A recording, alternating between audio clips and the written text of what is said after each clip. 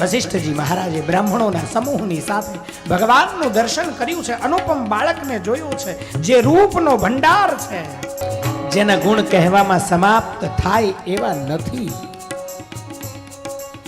પછી રાજાએ નાંદીમુખ શ્રાદ્ધ કર્યું છે. શું કર્યું છે? નાંદીમુખ શ્રાદ્ધ. આને પવિત્ર શ્રાદ્ધ કહેવાય. આ માંગલિક શ્રાદ્ધ છે. ગમે તેવો નાનામાં નાનો યજ્ઞ કરો ને, એમાં આ શ્રાદ્ધ કરવું પડે. જેમ તમે બધાય દેવતાઓની પૂજા કરો છો, એમ પિતૃઓનું પૂજન પણ અતિ આવશ્યક છે. કોઈ પણ યજ્ઞ હોય, આ શ્રાદ્ધ વગર થાય નહીં.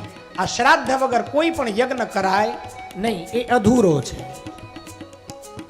નાંદીમુખ દેવતાઓને, નાંદીમુખ પિતૃઓને યાદ કર્યા છે.